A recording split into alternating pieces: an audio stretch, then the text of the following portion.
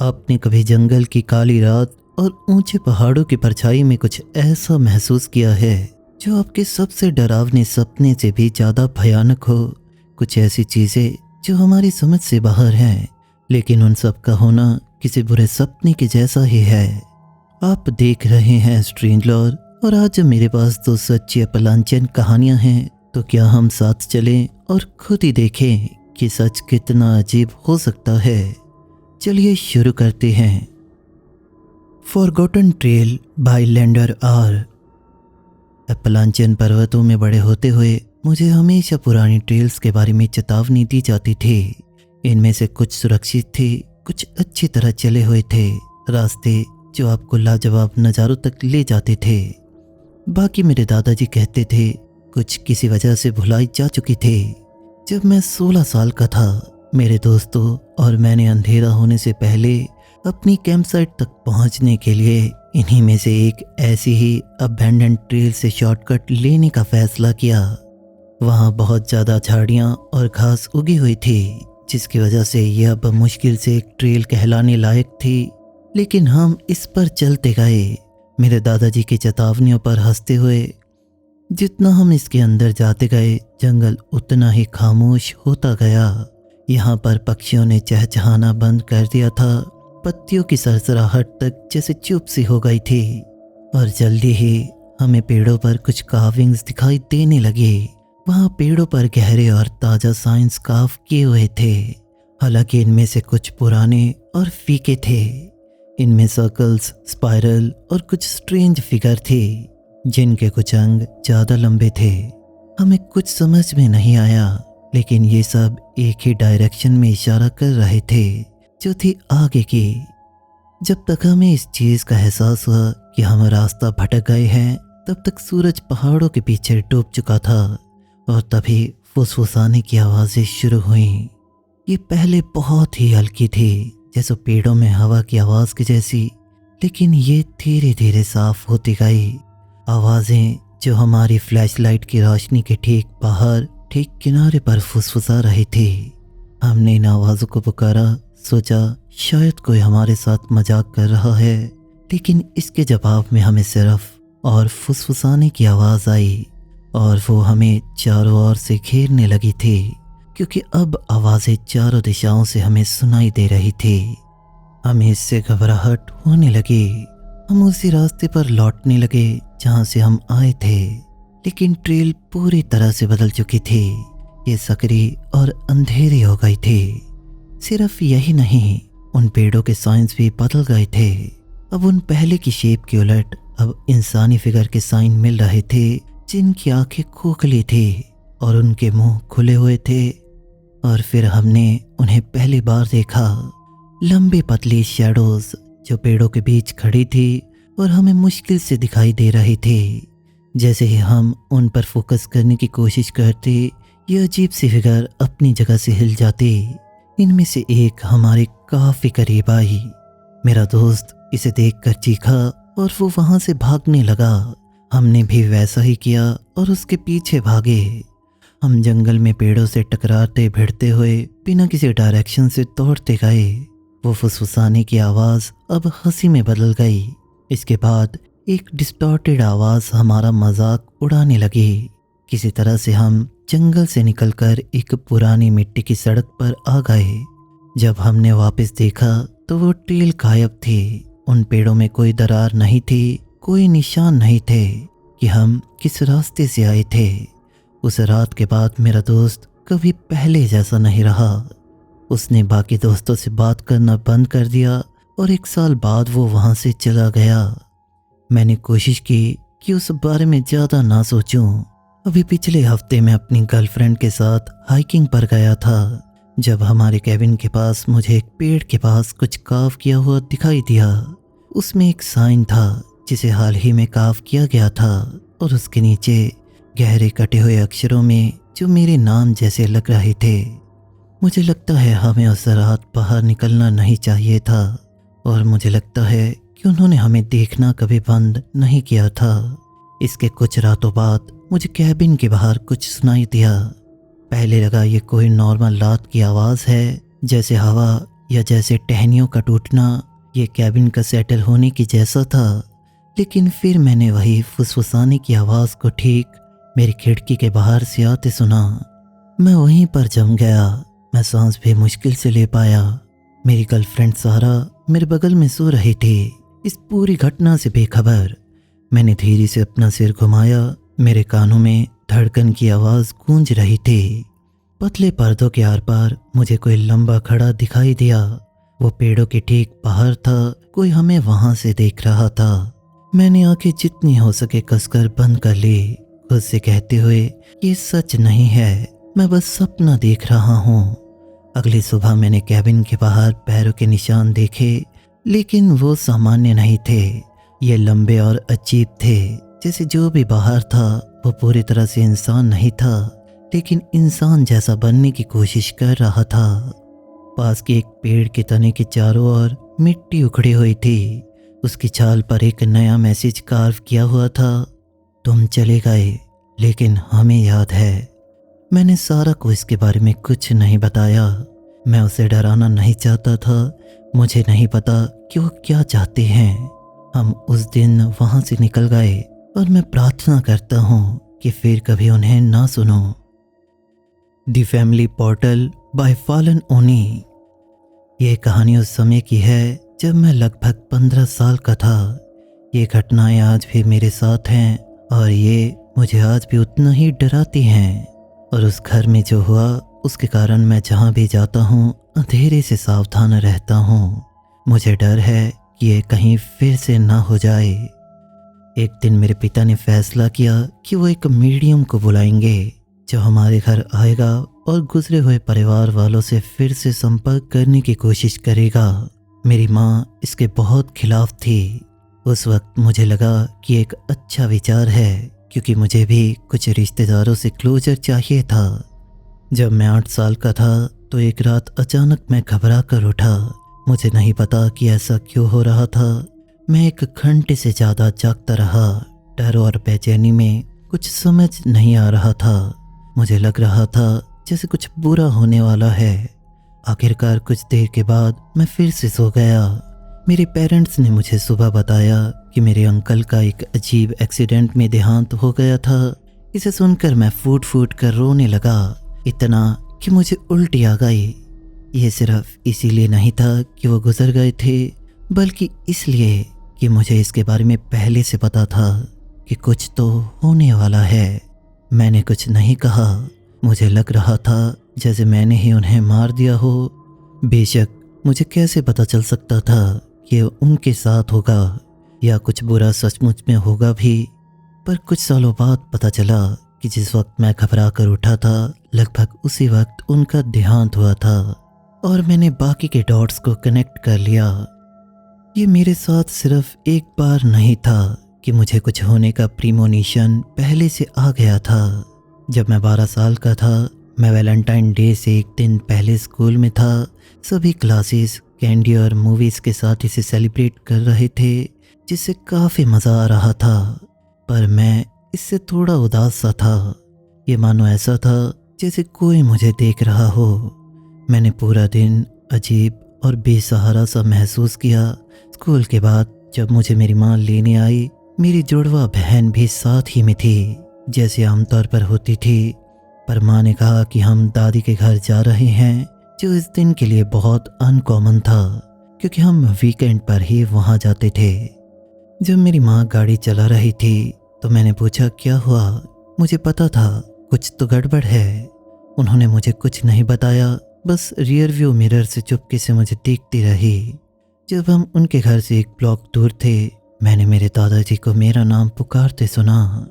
ये सिर्फ फुसफुसाहट थी, पर मैं कसम खाता हूँ कि मैंने ये सच में सुना था। वो स्टेज 4 स्पाइन कैंसर से जूझ रहे थे, जो उनके दिमाग की तरफ बढ़ रहा था। और उसी पल मुझे समझ आ गया कि दादाजी दुनिया से चल बसे हैं। मैंने रोने से खुद को रोका, क्योंकि मुझे ये पूरी तरह से पक्का नहीं था, और डर था कि शायद मैं इसकी कल्पना कर रहा हूँ, इस सब को अपने दिमाग में बना रहा हूँ। मेरी बहन को अभी भी कुछ पता नहीं था, इसलिए मैं चुप रहा। आखिरकार जब हम दादी के घर पर पहुंचे तो मेरे पापा ने हमें ये खबर दी, तुम्हारे दादा इस दुनिया में नहीं रहे। मेरे भाइयों और बहनों के लिए ये बहुत ज़्यादा मुश्किल था, मेरे लिए भी। पर मैं रोया नहीं। मुझे लग रहा था जैसे दादाजी नहीं चाहते कि हम दुखी हों। उन्होंने एक बहुत दर्द भरा साल उस कैंसर से लड़ते हुए बिताया था, इसलिए मुझे पता था कि अब वो पहले से सुखी और शांत हैं। और मेरे पापा समझ नहीं पाए कि मैं परेशान क्यों नहीं हूँ। उन्होंने मुझसे पूछा, तुम ठीक हो? मैंने कहा कि मुझे पहले से इस बारे में पता था। सब मुझे हैरान होकर देखने लगे, सिवाय मेरी माँ के। पापा ने पूछा, तुम्हें किसने बताया? मैंने कहा, किसी ने नहीं, बस मुझे पता था। मैंने बताया कि दिन भर मैंने कैसा महसूस किया और उनकी आवाज़ सुनी थी, पर पापा को यकीन नहीं हुआ। उन्होंने मेरी माँ को घूरा, वो समझ रहे थे कि मेरी माँ ने हमें बता दिया था। फिर उन्होंने मेरी बहन से पूछा कि क्या उसे पता था। उसने कहा कि उसे कुछ नहीं पता था। इससे ये साबित हो गया कि मेरी माँ ने इस बारे में हमें एक शब्द भी बताया नहीं था।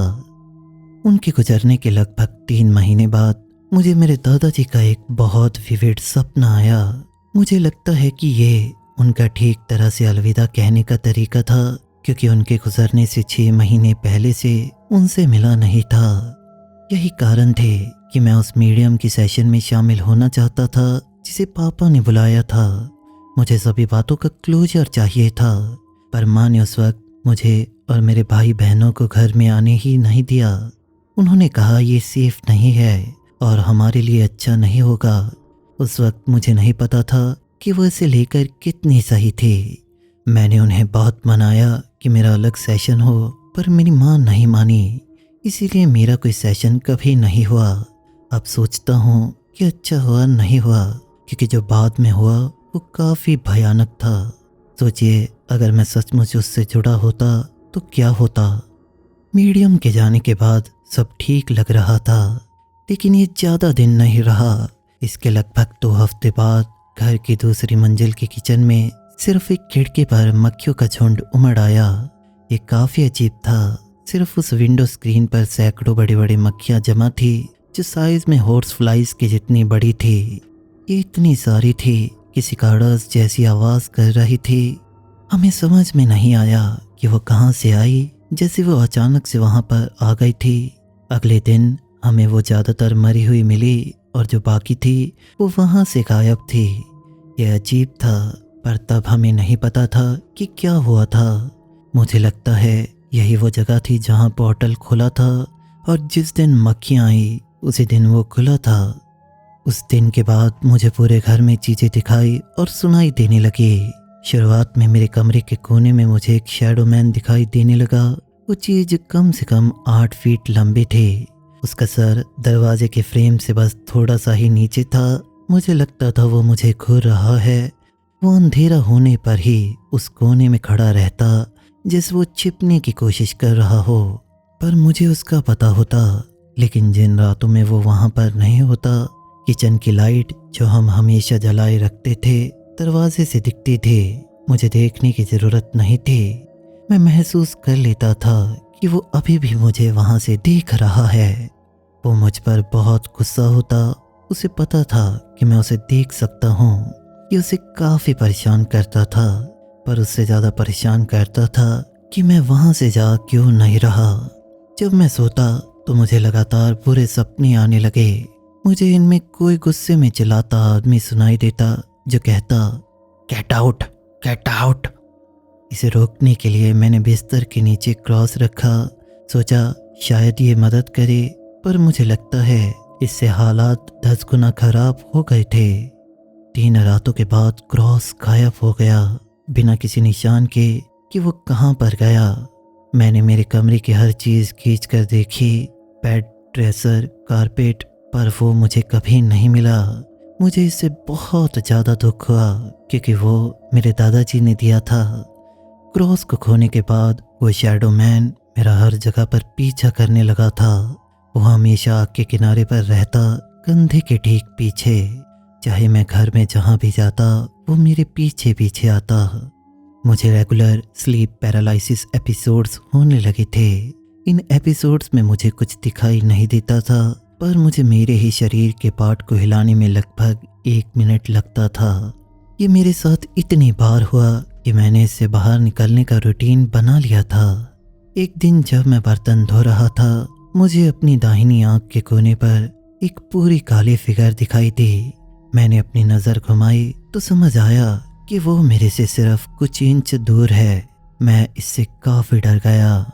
ये उस दिन मेरे अब तक सबसे करीब आया था। मैं पलटा और चिल्लाने लगा, तुम कौन हो? मुझसे क्या चाहते हो? मुझे अकेला छोड़ दो, मुझे नहीं पता तुम कौन हो। मैं जैसे ही पलटा वो गायब हो गया। मेरी चीख इतनी तेज थी कि बाहर से माँ दौड़ी चली आई। उन्होंने मुझसे पूछा, क्या हुआ? मैंने कोई बहाना बना दिया। उन्हें उस पर यकीन नहीं हुआ। अब अगर उस बारे में सोचता हूँ, काश मुझे सच बता देना चाहिए था, शायद वो मेरी मदद कर पाती। पर तब मुझे लगा था शायद मैं पागल हूँ। एक 15 साल का लड़का ये सब कैसे समझाए जब उसे खुद यकीन नहीं हो कि उसी के माता पिता उस पर यकीन करेंगे या नहीं। हालांकि उस वक्त मुझे खुद पर भी मुश्किल से यकीन था। इसके बाद अजीब चीज़ ये हुई कि शैडो मैन ने मेरी बात मान ली। वो मेरे से दूर रहा, पर मेरी नज़रों में मैं उसे हर जगह देखता। घर के दूसरे कोने में या शीशों, टीवी, किसी भी चमकदार चीज़ में। घर ओपन कॉन्सेप्ट वाला था, इसीलिए उसके एक छोर से दूसरे छोर तक देखा जा सकता था, और वो भी इसी चीज़ का फ़ायदा उठाता था। चीखने की घटना के बाद मेरे साथ कुछ और चीज़ें होने लगी। जैसे मुझे कुछ मिमिक्स दिखाई देने लगे जो किसी की शक्ल या आवाज़ कॉपी करते हैं। ये हमेशा मेरी जुड़वा बहन की नकल करते। जब मैंने इसे पहली बार देखा तो मुझे लगा मैं अपनी बहन को सीढ़ियों से लिविंग रूम में जाते हुए देख रहा हूँ। उसका म्यूज़िक जोर पर चल रहा था। मैं उससे कुछ बात करने लिविंग रूम गया तो वहाँ कोई भी नहीं था। मैंने उसे फ़ोन किया तो वो घर पर थी ही नहीं। वो माँ के साथ डॉक्टर के यहाँ गई हुई थी। दूसरी बार मैं अपने कमरे में उससे बात कर रहा था। उसने मेरे साथ बात करते करते एक ऑफुल स्प्रे छिड़का। कुछ सेकंड बाद दरवाजे पर कुछ सुनाई दिया।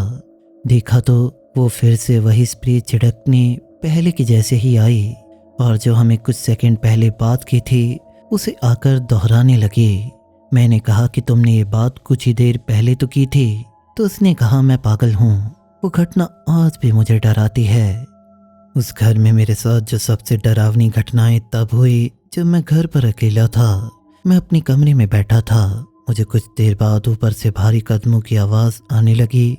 मैंने सोचा ये शायद चोर है, तो मैंने एंट्री के पास रखा लकड़ी का बैट उठाया, अपने स्टैफर्ड टेरियर मिक्स को बुलाया जो मुझ पर जान छिड़कता था।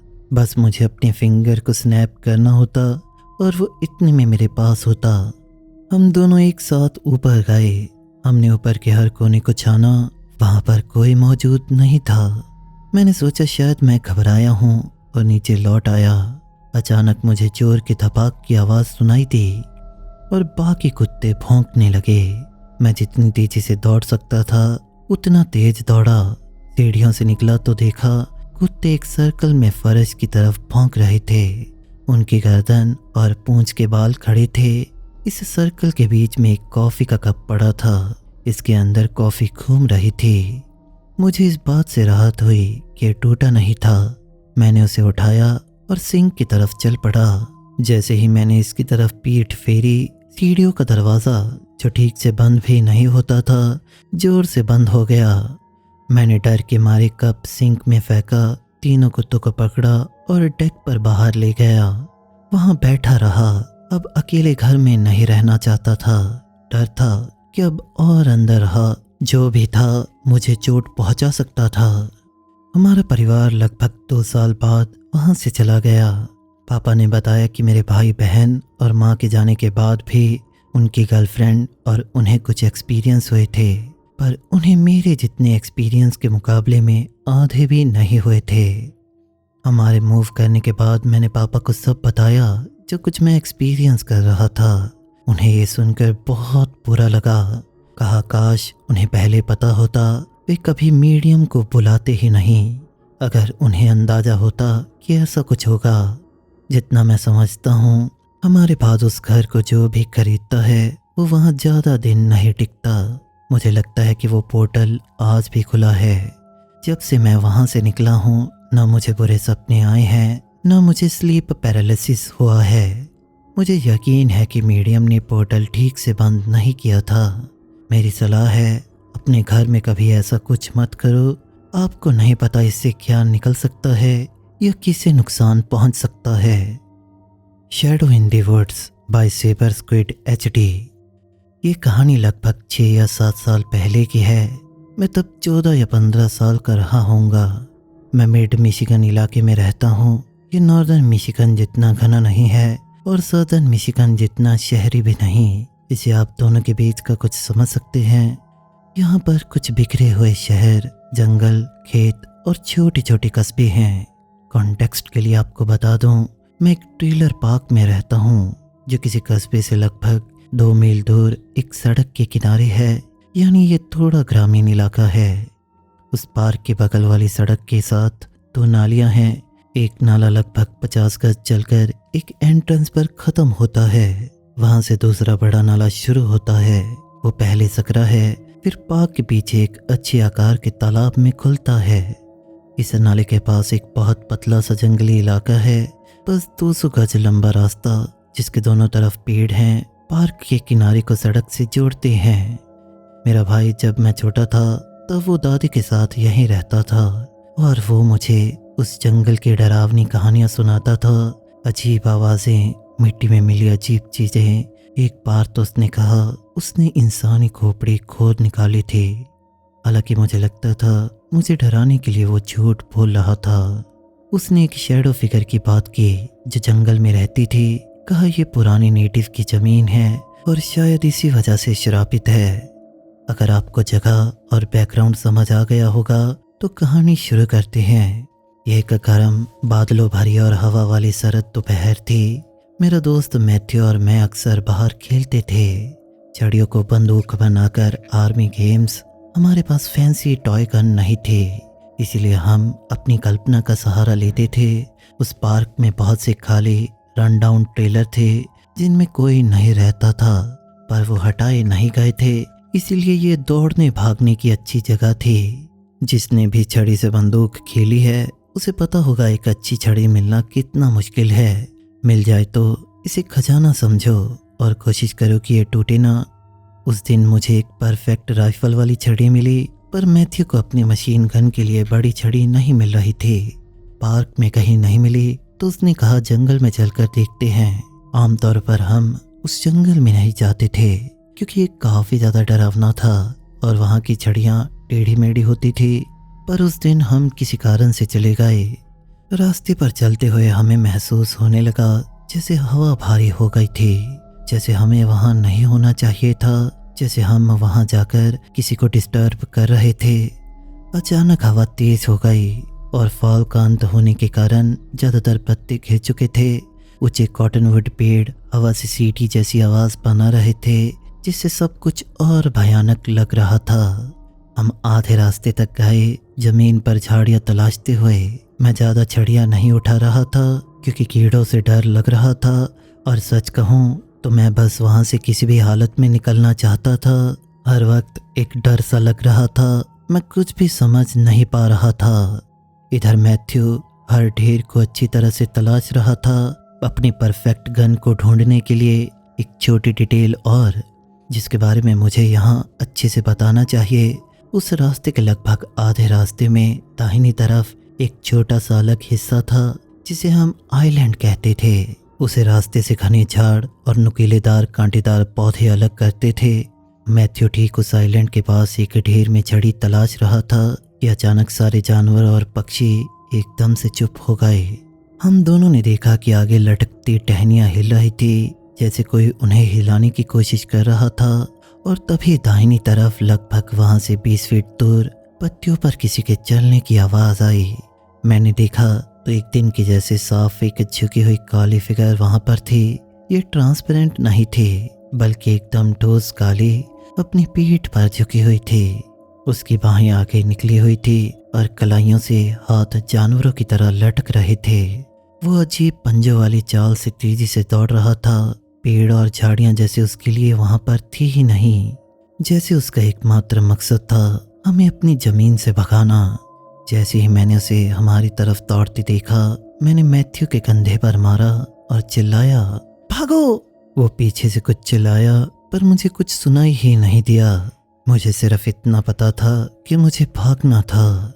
हम झाड़ियों को तोड़ते, पेड़ों से टकराते, टहनियों से बचते हुए आखिरकार जंगल से बाहर निकल आए। मैं एक बड़े पेड़ के साथ खड़ा होकर हाँफने लगा। लगभग 30 सेकंड बाद मैथ्यू भी बाहर आया, उतना ही हाँफते और इस पूरी चीज से हैरान होकर कि मैंने क्यों अचानक भागने को कहा। मैंने उसे बताया जो मैंने वहां पर देखा था। उसने बताया कि उसने आधे रास्ते में रुककर सांस ली थी, पर उसे ऐसा लगा ही नहीं जैसे कोई हमारा पीछा कर रहा था।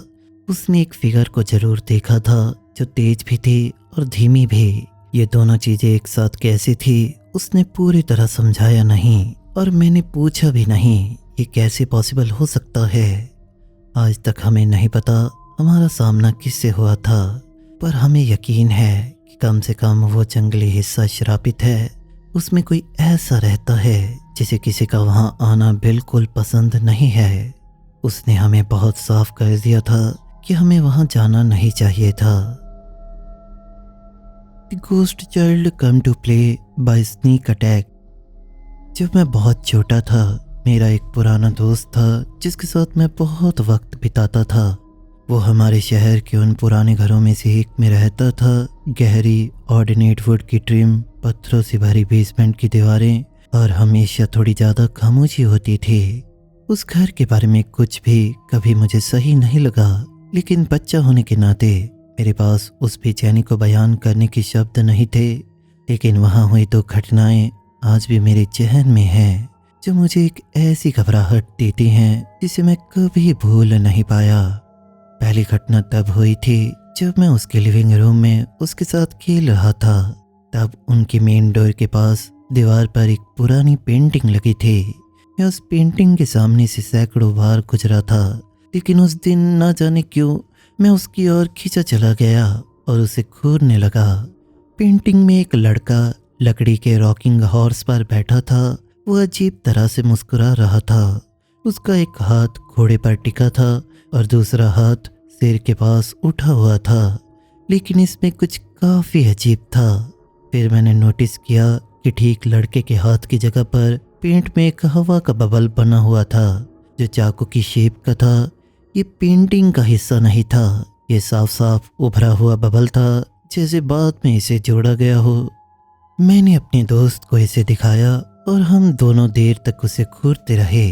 मुझे लगा ये बस पुरानी पेंटिंग की खराबी थी, उसकी उम्र की वजह से, लेकिन उसका आकार और जगह बहुत ज़्यादा सटीक थे। मुझे याद है कैसे मेरे दोस्त ने अपने कंधे उठाकर बोला था, यहाँ ऐसी चीज़ें होती ही रहती हैं, मुझे तो इसकी आदत सी पड़ गई है। उसकी इस बात ने मुझे थोड़ा सा परेशान किया, लेकिन मैंने इसे मुझे डराने नहीं दिया। बाद में जब मेरी माँ मुझे लेने आई और मैं घर चला गया, सोचा कि उस पेंटिंग के बारे में फिर कभी नहीं सोचूंगा। लेकिन अगले दिन जब मैं लौटा तो चाकू की शेप वाला बबल पूरी तरह से गायब था। ये मानो ऐसा था जैसे ये कभी था ही नहीं। और इससे भी डरावनी बात थी कि पेंटिंग का बच्चा अब मुस्कुरा नहीं रहा था। उसका चेहरा खाली था, उसके चेहरे पर कोई एक्सप्रेशन ही नहीं था, जैसे वो किसी सीरियस फोटो के लिए पोज दे रहा था। आज तक मेरे पास इसकी कोई एक्सप्लेनेशन नहीं है, लेकिन उस एहसास को मैं आज तक नहीं भूल पाया। दूसरी घटना कुछ साल बाद की है, जब मैं उस घर में एक देर रात बेबी सिटिंग कर रहा था। मैं लिविंग रूम में छोटे बच्चे के साथ मूवी देख रहा था, जिसकी देखभाल मैं कर रहा था। अचानक ऊपर के सारे दरवाजे एक एक करके जोर से बंद होने लगे, धड़ाम धड़ाम धड़ाम। ये किसी तरह से भी ऐसा नहीं था जैसे ये तेज हवा के चलने की वजह से हो। ये मानो ऐसे था जैसे कोई जानबूझकर इन्हें ऐसे बंद कर रहा था।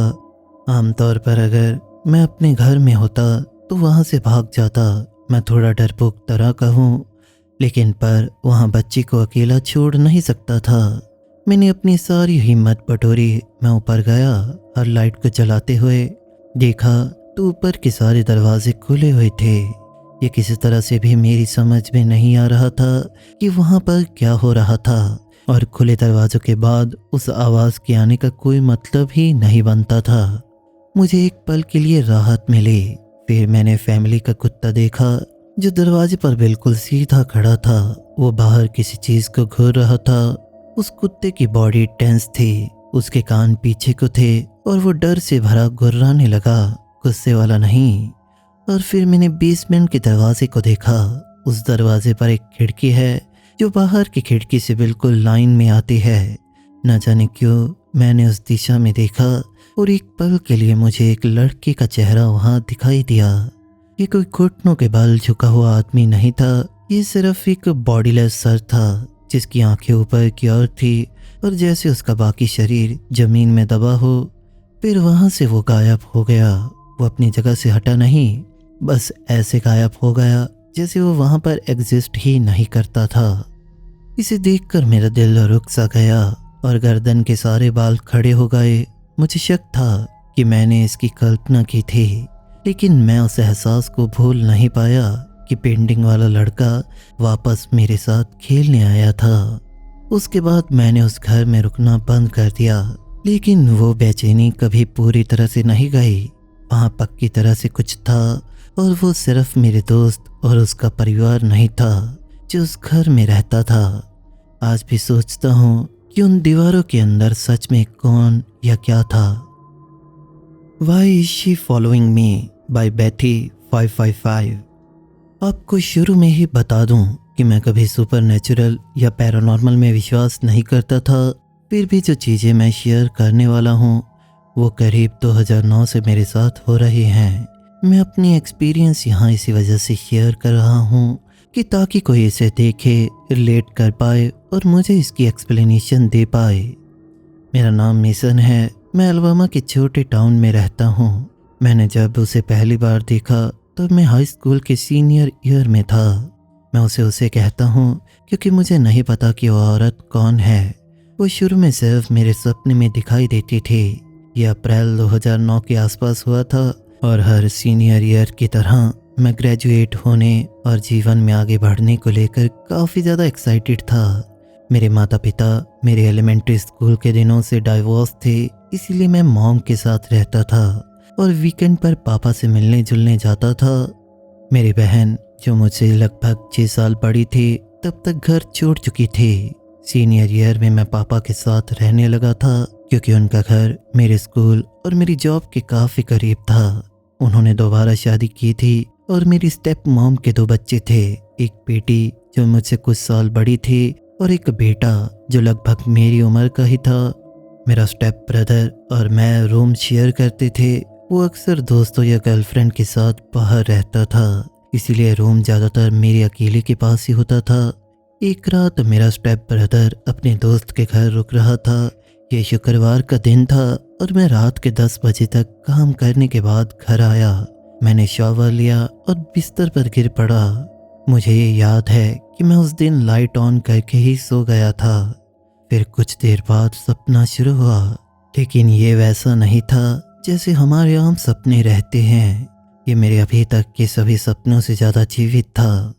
सपने में मैं अपने हाई स्कूल जिम में था, लॉकर रूम की ओर जा रहा था। मुझे एक लड़की के रोने की आवाज़ सुनाई दी और मैं उसकी ओर शावर एरिया की तरफ चला गया। वहाँ पर सब शावर चल रहे थे और बीच में लंबे काले बालों वाली लड़की रो रही थी। मेरा पहला थॉट था, लड़कों के लॉकर रूम में लड़की क्यों है? लेकिन मैं चलता रहा। मैंने हाथ बढ़ाया और उसके कंधे पर रखा और जैसे ही उसे छुआ वो सीधी हो गई। उसके पास आंखें नहीं थी, सिर्फ गहरे खाली गड्ढे थे। मैं डर से पीछे को गिरा और इससे मैं जाग गया। मैं इतनी तेजी से उठा कि बिस्तर से गिरते गिरते बचा। तब मुझे एहसास हुआ कि कमरे में खूब अंधेरा था। मुझे यकीन था कि सोते समय लाइट मैंने ऑन रखी थी। मैं घबरा कर उठा और मैंने कमरे के दूसरी तरफ एक काली फिगर को देखा। उसके अलावा इसकी कोई डिटेल नहीं थी, सिर्फ लंबे बाल थे। मैंने लाइट स्विच को ऑन करने का ट्राई किया, लेकिन ये काम नहीं किया। मैंने खुद को पिंच किया ताकि ये सुनिश्चित करूं कि मैं सपना देख नहीं रहा। वो फिगर बस वहाँ खड़ी रही। मैं सूरज के उगने तक जागता रहा, इतना डरा हुआ कि मैंने आंखें बंद करने की हिम्मत नहीं की। कुछ साल गुजरने के बाद मेरे पास अपनी अपार्टमेंट थी और मैं अपनी पत्नी के साथ रहता था। हम किंग साइज बेड पर 2 कुत्तों के साथ सोते थे, इसलिए मैं बेड के एक कोने पर अक्सर सोता था। एक रात करीब 4 बजे मैं बाथरूम गया, वापस आकर बेड पर रेंगने लगा और सोने लगा। मैं साइड पर सोता हूँ, इसीलिए दीवार की ओर मुड़ा और जो थोड़े खुले बेडरूम डोर की डायरेक्शन भी है, हम कुत्तों के लिए दरवाजे को थोड़ा खुला छोड़ देते थे। कमरे में अंधेरा था, लेकिन मैंने आंखें थोड़ी खोली तो वो फिर वहाँ थे। मेरे बेडरूम के ठीक बगल में लंबे बालों से उसका चेहरा ढका हुआ था। वो मेरे ऊपर झुकी हुई थी। मैं एकदम से उछला, गलती से हमारे छोटे याकी को बेड से गिरा दिया। बाद में मुझे इसे लेकर बहुत बुरा लगा। मैंने लाइट ऑन की तो मेरी पत्नी और हमारा दूसरा कुत्ता, बड़ा जर्मन शेफर्ड, भी जाग गए। वो औरत लाइट के चलते ही गायब हो गई। मेरी पत्नी, जो पहले से अजीब घटनाओं में विश्वास करती थी, उसने पूछा क्या हुआ। मैंने उसे सब बताया और उसके बाद हम दोनों बेचैन होकर जागते रहे। उनकी आखिरी साइटिंग सबसे बदतर थी, जो दिसंबर 2024 में हुई थी। मैं घर से आधे घंटे दूर था। मैं अक्सर 3rd शिफ्ट करता हूँ। मेरी पत्नी भी 3rd शिफ्ट करती है, लेकिन प्लांट के अलग एरिया में, इसलिए हम घर साथ लौटते हैं। उस रात वो बीमार थी और उसे घर पर रहना पड़ा, इसलिए मुझे अकेला ड्राइव करना पड़ा, वो भी अंधेरे में। मुझे काम जाने के लिए कच्चे रास्ते से जाना पड़ता था। आधे रास्ते में वो आता है जिसे हम डबल ब्रिज कहते हैं, 2 छोटे छोटे ब्रिज एक बड़ी नदी पर।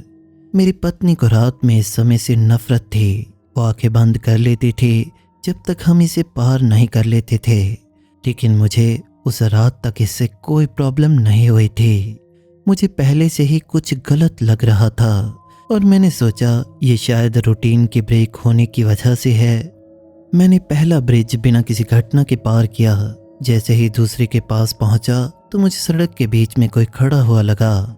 मैंने स्पीड कम की, सोचा शायद किसी की कार खराब हो गई हो, लेकिन मुझे कोई व्हीकल दिखाई नहीं दिया। मैं इसके करीब पहुंचा तो मुझे एहसास हुआ वो वहीं थी। इस बार उसके बाल चेहरे से हटे थे, उसका मुंह पूरी तरह से चौड़ा खुला था। मेरे अंदर डर की लहर दौड़ गई। मैंने एक्सीलेटर जोर से दबाया और उसके पास से गुजरते हुए मैंने सबसे ऊंची चीख सुनी, जैसे बैंशी और माउंटेन लायन की आवाज़ का मिक्स था। वैसा कुछ मैंने कभी नहीं सुना था। मैं काम पहुंचकर रुका नहीं जब तक पत्नी को फ़ोन ना किया। पूरी रात मैं एज पर रहा, हर छोटी आवाज़ पर उछलता हुआ। अगली सुबह घर लौटने का डर था, लेकिन कम से कम दिन का उजाला था। मैंने वो ब्रिज फिर तेजी से पार किया और उसके बाद उसे नहीं देखा। लेकिन इस वक्त मेरी एंग्जाइटी रूफ पर है, क्योंकि उसके दिखने में कोई पैटर्न नहीं है। सपना एक बात थी, लेकिन कमरे में दिखना और फिर वो भयानक चीख कुछ और ही था। वो कौन है, मुझसे क्या चाहती है, क्या कोई है जिसे एक्सप्लेन कर सके, या इसकी कोई सिंपल एक्सप्लेनेशन हो। मैं बस चाहता हूँ कि वो मुझे अकेला छोड़ दे। एपलांचियन टेरर बाय बक स्टॉप। मैंने अपना पूरा जीवन एक छोटे से एपलांचियन कस्बे में बिताया है, जो एक घाटी में बसा है, जिसकी दोनों तरफ लहरती पहाड़ियाँ और खड़ी चोटियाँ हैं। यहाँ हर कोई एक दूसरे को जानता है। आपने ये पहले भी सुना होगा, कम से कम इतना तो कह सकते हैं कि हर कोई एक दूसरे के बारे में कोई ना कोई कहानी तो जानता ही है। मेरा परिवार पीढ़ियों से यहीं बसा है, इसलिए हमारा नाम इन चोटियों, नालों और बिखरे हुए पुराने कैबिनों से पक्की तरह से जुड़ा हुआ है। बचपन से मैं जंगल का बच्चा रहा हूँ। मछली पकड़ना, शिकार करना और हाइकिंग करना मेरे कुछ शौक रहे हैं। जैसे ही मैंने चलना सीख लिया था तो मेरे दादाजी मुझे पहाड़ियों की फुट हिल में ले जाते। वहाँ जंगली जानवरों के निशान दिखाते, कीचड़ में पाँव के निशान, टूटी टहनियों पर फंसे बाल, ऐसा ही बहुत कुछ। जब मैं इतना बड़ा हुआ कि अकेले यहाँ घूम सकता था, मैंने इन जंगलों में और गहराई तक अंदर जाने की आदत सी बना ली थी। मैं उन लेजेंड्स पर ज़्यादा ध्यान नहीं देता था जो यहाँ के स्थानीय लोग बोनफायर के इर्द गिर्द फुसफुसाते थे, लेकिन मैं आपको उन लेजेंड्स के बारे में बताऊंगा जो मुझे याद हैं। लोग सूरज डूबते वक्त अजीब सायों की बात करते थे। पुलों के ऊपर टिमटिमाती रहस्यमयी रोशनी जो बिना वजह के गायब हो जाती। कोई कहता कि उसे जंगल में चैंटिंग सुनाई दी, कोई कहता ऐसे पैरों के निशान देखे जो किसी तरह के जाने पहचाने जानवर से नहीं मिलते। मैं अक्सर ही समय समय पर नए नए तरह के लेजेंड्स के बारे में सुनता, अपने मन में हंसता और सोचता कि लोग जंगल में घबराकर और डर के मारे कितनी आसानी से भ्रम में पड़ जाते हैं। आखिर इन पहाड़ों में जंगली जानवर, ऑप्टिकल इल्यूजन की कोई कमी नहीं थी।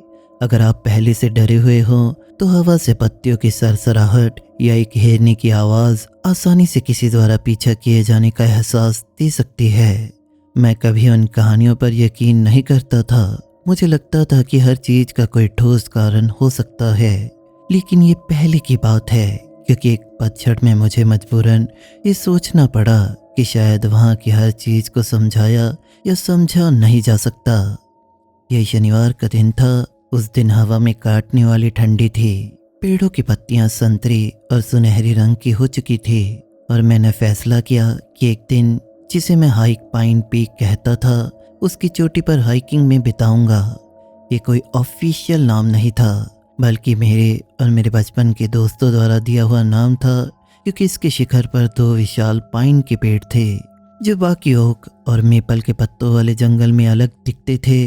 मैं पतझड़ की पत्तियों की फ़ोटो लेना चाहता था। अगर शायद टाइमिंग सही रही तो मैं सूरज के डूबने से पहले इन्हें कैमरा में कैद कर सकता था। मैं दोपहर के करीब 12 बजे के आसपास घर से निकला और अपने साथ मेरे यूजुअल गियर को उठा लिया। मैंने रूट प्लान किया जो मुझे चोटी के पूर्वी हिस्से तक ले जाता, जहाँ एक पुरानी लेकिन अब झाड़ियों से भरी हुई लॉगिंग ट्रेल थी जो खड्डों और गड्ढों से गुजरती थी। वो ट्रेल आखिर में ऊपर की तरफ एक खड़े हुए हिस्से से जुड़ती थी जो मुझे पत्थरों से भरे हुए शिखर तक ले जाती। मैं पहले भी कई बार इस रूट से आया था, इसलिए मुझे इस पर भरोसा था और खुद पर भी कि पहले की तरह अब भी मैं इसे पूरा कर सकता हूँ। पहले के कुछ घंटे पूरी तरह से नॉर्मल और शांति से भरे थे। यहाँ के पेड़ बेहद खूबसूरत थे। कुछ पेड़ों ने ढेर सारी पत्तियां गिरा दी थी, जिसे लाल, नारंगी और पीले रंग का एक कुरकुरा कालीन पूरे जंगल में बिछा हुआ था। यहाँ वहाँ गिलहरियाँ ट्रेल पार करती और अपने साथ पत्तियों को उड़ा देती। फिर मैं उस हिस्से में पहुंचा जहाँ पेड़ काफ़ी ज़्यादा घने थे और उनकी ऊपरी छतरी सूरज की ज़्यादातर रोशनी को रोक रही थी। मुझे हवा नोटिस होने लायक पहले से ठंडी महसूस होने लगी और पेड़ों के तने के बीच हल्की धुंध तैरने लगी। यह पलांचन की ऊंची चोटियों के लिए आम सी बात है। पतझड़ में कोहरे के बादल अक्सर गड्ढों में बैठ जाते हैं, भले ही बाकी का सारा दिन पूरी तरह से साफ हो। यहाँ बड़ा होने के बावजूद अचानक की ये खामोशी और रेंगती धुंध, ऐसा होने पर मुझे हमेशा थोड़ी डरावनी लगती थी। मुझे हमेशा मेरे कदम बहुत तेज लगते और टहनी टूटने की आवाज़ मुझे चौंका देती। मैं एक काई लगी चट्टान पर बैठा अपनी थर्मस से कॉफ़ी पीने लगा। तभी मुझे वो पुरानी कहानियाँ याद आई और मैंने खुद को समझाया कि चाहे जो भी हो, मैं किसी साए को रहस्यमयी जानवर या हवा को भूतिया फुसफुसाहट नहीं समझने वाला। अपनी कॉफ़ी को एंजॉय करते हुए और अपनी ब्रेक से संतुष्ट होकर मैं उठा और आगे बढ़ा। मैं प्लान कर रहा था कि अगले 1 घंटे में खड़ी ट्रेल के हिस्से तक पहुंच जाऊंगा। तभी उसी वक्त मैंने अपनी बाईं तरफ दूर कुछ अजीब देखा। गहरे रंग वाले पेड़ों के तने के बीच बस एक हल्की सी हलचल की झलक मुझे दिखाई दी। पहले मुझे लगा जैसे ये काला भालू था, क्योंकि मुझे एक गहरे काले रंग का एक शरीर का हिस्सा दिखा था। लेकिन जैसे ही मैंने इस पर फोकस करने की कोशिश की, वो हलचल अचानक ही रुक गई और फिगर अपनी जगह से गायब हो गई। मैंने अपने कंधे उठाए और सोचा ज़्यादा से ज़्यादा कूल, मैंने ब्लैक बियर देख लिया। मैंने अपने दिमाग में नोट किया कि किसी भी भालू से दूर रहूंगा जिसे मैंने देखा है। लगभग आधा मील आगे जाने के बाद वो लॉगिंग ट्रेल एक ढलान के चारों ओर मुड़ी। दोनों तरफ झाड़ियां उगी हुई थी, लेकिन रास्ता ज़्यादातर साफ ही था। मैं थोड़ा धीमा हुआ जब मुझे आगे करीब 30 फीट पर कुछ पड़ा हुआ दिखा। मुझे लगा जैसे ये कुछ गिरा हुआ पेड़ या झाड़ियां थी। जब इसके करीब पहुंचा तो पता चला ये कोई पेड़ नहीं था, बल्कि टूटी हुई टहनियों का ढेर था। वे अजीब तरह से जानबूझकर तोड़ी हुई लग रही थी, जैसे कोई कच्चा बैरियर बनाया गया हो। इन पर कोई कटिंग या आरी के निशान नहीं थे। इसी के साथ ही ऐसा भी नहीं लग रहा था कि उन्हें किसी ने जोर देकर या मोड़कर तोड़ा हो। मैंने सोचा शायद हाल में तेज हवाएं चली हों जिससे यह टूटी हों, लेकिन फिर भी ये बनाया हुआ लग रहा था, संयोग से नहीं। और जब मैंने ऊपर देखा तो पास के किसी पेड़ से टहनियाँ नहीं टूटी थी, ये इकट्ठी करके यहाँ रखी गई थी। कभी कभी लोकल बच्चे मजाक में ऐसा करते थे, लेकिन हम किसी अक्सर इस्तेमाल होने वाले रूट से बहुत दूर थे और बच्चे अकेले जंगल के इस गहरे हिस्से तक शायद ही आते थे। मैंने ढेर के चारों ओर से अपने कदम बढ़ाए। मुझे इसे लात मारकर या तोड़ने का मन हुआ, लेकिन अंदर से कुछ बोला, इसे जैसा है वैसे ही छोड़ दूं। तो मैं चलता रहा। हाँ, ये थोड़ा बेचैन करने वाला था, लेकिन ज़्यादातर दिलचस्प ही था। करीब 20 मिनट बाद मैं एक खुले हिस्से में पहुंचा जहां आसपास की चोटियों का नज़ारा था। उस दिन कोहरा ना होने पर भी घाटियों में हल्की धुंध बैठी हुई थी, जिससे 1 मील से ज़्यादा दूर देखना मुश्किल था।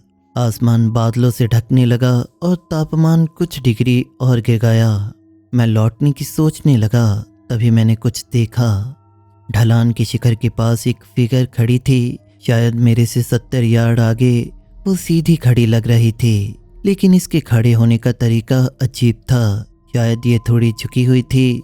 जो भी था या जो कोई भी था, वो असामान्य रूप से लंबा और पतला लग रहा था। उसने कोई गहरी फटी हुई चीज पहनी थी, जो कपड़े हो सकते थे या फर, या उसने पत्तियों को ही लपेटा हुआ था। उस दूरी से इस बारे में मैं पक्के तौर पर नहीं कह सकता था। मेरा दिमाग इसकी कोई एक्सप्लेनेशन ढूंढने के लिए दौड़ने लगा। ये शायद कोई बड़े बैकपैक वाला हाइकर हो, कोई कैमो पहने शिकारी हो, लेकिन फिगर इंसान की तरह हिल नहीं रही थी। उसने एक साइड स्टेप लिया, फिर दूसरा, जैसे कोई बड़ा पक्षी नदी किनारे चल रहा हो। जैसे ही मैं देखता रहा, फिगर हिली और पहाड़ों के ऊपर की घनी झाड़ियों में पीछे गायब हो गई। मैं इसे ग्लाइड इसीलिए कह रहा हूँ क्योंकि ये सच में वैसा ही लगा। कोई भारी कदम नहीं, इसके घुटने भी नहीं मुड़े जैसे सामान्य चलने पर मुड़ते हैं। ये बस वहां से ग्लाइड हो गई। मैं उसे देखने के लिए वहीं खड़ा रहा, शायद 30 सेकंड के लिए। क्या मैं चीजें देखने लगा हूँ? क्या मैंने सही में इसे देखा, या शायद कोहरे और कल्पना की वजह से ऐसा हो? मेरे अंदर का एक हिस्सा इसकी एक रैशनल एक्सप्लेनेशन मांग रहा था, जो मुझे कह रहा था कि उसके पीछे जाऊं और करीब से इसे देखूं। आखिर ये कोई भटका हुआ हाइकर या लोकल हर्मिट हो सकता है, जो चाहता हो उसे कोई परेशान ना करे। लेकिन अगर मैं इसे पास से देख लूं तो मैं चैन से रहूंगा। मैं हमेशा प्रैक्टिकल लेकिन जिद्दी रूप से क्यूरियस रहा हूँ। मैंने अपनी इंस्टिंक्ट के उलट अपने बैकपैक को कंधों पर टांग लिया, गहरी सांस ली और उस ढलान की ओर बढ़ा। लेकिन मुझे वहाँ कोई पैरों के निशान नहीं मिले। वहाँ पर सिर्फ गीलियाँ पत्तियाँ थी। हालांकि पत्तियाँ पश्चिम की ओर एक रास्ते में उखड़ी हुई लग रही थी। फिर मैंने उखड़ी पत्तियों के निशानों का पीछा किया, हर हलचल पर नजर रखते हुए। करीब 5 मिनट बाद मैं एक बड़ी उभरी जगह पर पहुंचा, जहां पर पहाड़ी झाड़ियां पहले से काफी गहरी हो गई थी। ये लगभग नेचर की किसी दीवार जैसी थी। मैं सोचने लगा कि फिगर बिना इस टहनियों को चटकाए या हिलाए कैसे यहाँ से निकल गई।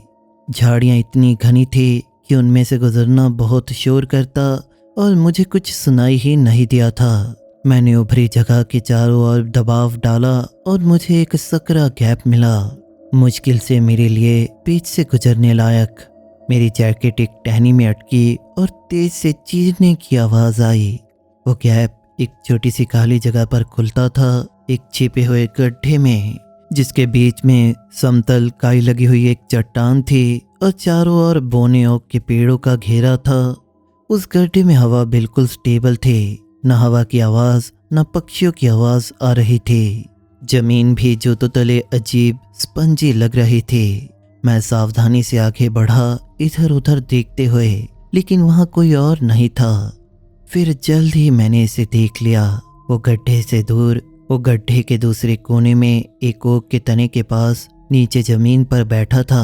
वो निश्चित रूप से लंबा था, 6 फीट से ज्यादा या शायद 7 फीट के करीब, पतले अंग जिनके प्रपोर्शंस पूरी तरह इंसानी नहीं लग रहे थे, और उसके शरीर पर लटकती काली फटी चीजें कपड़े जैसी थी। जैसे ही मैं खड़ा था उसने धीरे से सिर मेरी ओर घुमाया। मैं चेहरा ठीक से नहीं देख सका, बस एक लंबा आकार जिस पर खोपड़ी जैसी कोई आकृति उभरी हुई थी, लेकिन मुझे बिल्कुल साफ लगा कि वो मुझे अच्छे से देख रहा था। मेरे कानों में खून की धड़कन की आवाज़ गूंजने लगी। मुझे भागने की प्राइमल इंस्टिंक्ट हुई, लेकिन साथ ही एक अजीब खिंचाव भी, किसे और देखूं। मैंने सांस रोकी और एक पल को सोचा कि कुछ कहूं, लेकिन फैसला किया कि नहीं। वो जीव जिसे इंसान कहने में मुझे प्रॉब्लम हो रही थी, मुझसे ज़्यादा सतर्क लग रहा था। जैसे अगर मैंने अचानक हलचल की तो वो भाग जाएगा। इस आइडिया से मुझे थोड़ी हिम्मत भी मिली, शायद मेरे पास यहाँ पर अपर हैंड हो। मैंने आधा कदम आगे बढ़ाया, वो तुरंत सीधा खड़ा हो गया। मुझे कोई आवाज़ नहीं सुनाई दी, लेकिन उसकी हलचल तेज और स्मूथ थी, जैसे शिकारी के करीब आने से जानवर डर जाते हैं, बिल्कुल वैसे ही। फिर वो गड्ढे के किनारे की तरफ भागा। पेड़ों के बीच इतनी ग्रेस से गुजरता हुआ मुझे पीछे जाना पड़ा, जितनी तेजी से हो सके उतना तेज। टहनियाँ मेरी बाहों को खरोच रही थी, मैं जड़ों से लड़खड़ा रहा था। कुछ सेकंडों में वो गायब हो गया, उस गड्ढे के दूसरी तरफ घने जंगल में। मैं वहाँ हाफता खड़ा रहा। लगा जैसे मैंने जो समझने का मौका था उसे खो दिया। मेरा स्पष्टीकरण और सुकून का मौका मेरे हाथों से निकल चुका था। मुझ में हर रैशनल थॉट चीख कर कह रहा था कि मैंने एक खतरनाक चीज का पीछा किया था, लेकिन मेरे बेवकूफ़ खुद ने कहा कि चलते रहो, ये बस कोई इंसान है, अजीब सा हर्मिट जो नुकसान नहीं पहुंचाएगा, और अगर करीब पहुंच गया तो इंसानी चेहरा देखकर सब ठीक हो जाएगा। सांस लेने के कुछ पल बाद मैं आगे बढ़ा। वो इलाका और खड़ा हो गया, जैसे ऊपरी चोटी पर पहुंच रहा था और जमीन पर ढीले पत्थर बिखरे थे। पुराना जंगल बहुत घना था। यहाँ पर विशाल पाइन, ओक और मेपल के बड़े बड़े पेड़ थे। यह शिखर से करीब 200 यार्ड दूर था, लेकिन यहाँ पर कोई साफ रास्ता नहीं था। मुझे गिरे पेड़ों और काई लगी चट्टानों के चारों ओर रास्ता खोजना पड़ा।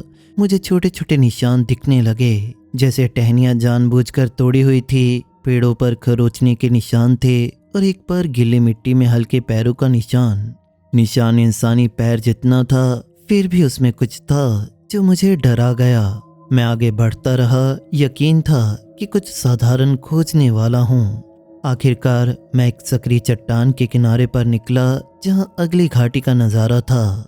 सामान्य तौर पर वहाँ से खेत, घुमावदार 2 लेन सड़कें, दूर घरों की छतें दिखती थी, लेकिन कोहरा पहले से घना हो गया था। सब धुंधली ग्रे चादर में ढक गया था। हवा तेज हो रही थी, गीली मिट्टी और सड़ती पत्तियों की गंध आ रही थी। मैंने दिशा तय की, फिर उन्हें विशाल पाइन के बीच हलचल दिखी, जिनकी वजह से इस चोटी का लोकल नाम हाइक पाइन पीक था। वो फिर वहाँ था। वो फिगर पाइन के बीच खड़ी थी, एक फिगर जो पेड़ों के तने से टिकी हुई थी, जैसे छिपने की कोशिश कर रही हो, सिवाय इसके कि वो छाल जितनी ही गहरी थी, इसीलिए इतना घुल-मिल नहीं पा रही थी जितना शायद उसने उम्मीद की थी। जैसे ही मैं आगे बढ़ा, वो एक कदम से हटा और पेड़ के पीछे गायब हो गया। डर के बावजूद मैं आगे बढ़ा। हल्की बूंदाबांदी शुरू हो गई। जमीन जल्दी फिसलन भरी हो गई। 2 बार मेरा पैर फिसला। जब तक मैं उन 2 ऊंचे पाइन तक पहुंचा, बूंदाबांदी तेज बारिश में बदल चुकी थी और अंधेरा उम्मीद से जल्दी होने लगा था। मेरे पास शायद मुश्किल से 1 घंटे की रोशनी बची थी। मेरा दिमाग कह रहा था कि अब मुझे लौटना चाहिए।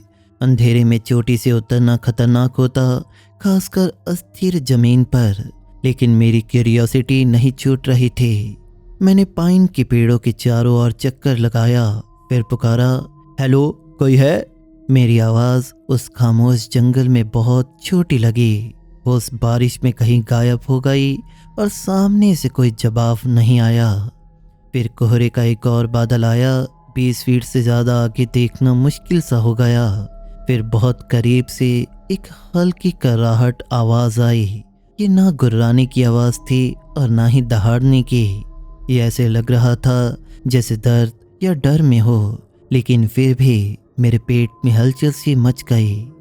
मैं आवाज़ की दिशा में बढ़ा। मेरा गला सूख चुका था जब तक मुझे एक खाली गड्ढा नहीं मिला। वो एक विशाल पाइन की जड़ से आशंकित रूप से ढकी थी, जो चट्टानी ढलान पर चिपका हुआ था। उस जड़ के नीचे एक खोखला हिस्सा था जो इरोजन से बना हुआ था। वहाँ जमीन पर बिखरे थे टूटे डंडे, पुरानी जानवरों की हड्डियाँ, सड़ते कपड़ों के कुछ टुकड़े। हवा में गीले फर और सड़न की गंध आ रही थी। मैंने धुंधली रोशनी में आंखें सिकोड़ी और मुझे इसके पीछे कुछ नीचे बैठा हुआ दिखाई दिया। मेरी आंखें इस शेप को समझने में स्ट्रगल कर रही थी। यह वही चीज़ थी जिसका मैं पीछा कर रहा था। खुद में सिमटी हुई बैठी थी, जैसे घायल या थकी या डरी हुई थी। वहाँ पर एक लंबा अंग या शायद टांग थी। ठीक से समझ नहीं आ रहा था ये क्या था। जो भी था वो अजीब तरह से मुड़ा हुआ था।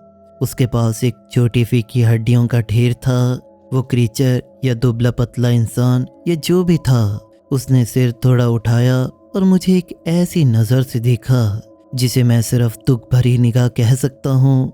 मैं वहीं पर जम गया। मेरे दिमाग में कोई शब्द नहीं आ रहे थे। मेरे अंदर डर की एक बिजली सी दौड़ गई, लेकिन इसके साथ ही गहरी एम्पैथी भी थी, जैसे मैं किसी घायल जानवर के सामने हूँ जो पास आने पर हमला कर सकता था। उस पल मुझे कोई और भ्रम नहीं रहा कि ये इंसान है। मुझे पता था कि किसी इंसान के अंग ऐसे नहीं होते या आंखें ऐसी नहीं होती। उस क्रीचर ने एक धीमी कराहट भरी। मेरी इंस्टिंक्ट ने चीखा, अब भागो। लेकिन कोई चीज़ मुझे वहाँ पर रोक रही थी। मैंने सावधानी से हाथ आगे बढ़ाया। मुझे नहीं पता मुझे क्या मजबूर कर रहा था, लेकिन मुझे लगा कि मुझे इसे छूना चाहिए। उस क्रीचर ने अचानक चीख मार दी, एक तीखी कंपन भरी आवाज़ जो मेरी त्वचा में घुस गई। वो अंधेरे में सिमट गया और मेरा दिल लगभग रुक सा गया।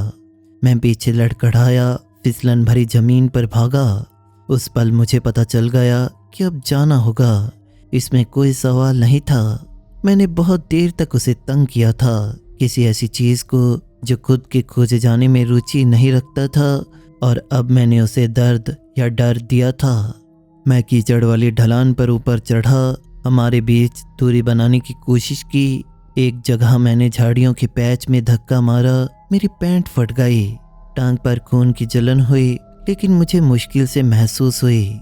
मुझे लगा जैसे मैं पता नहीं कब से चल रहा था, जब तक मैं आखिरकार एक नॉन लैंडमार्क पर नहीं पहुंचा।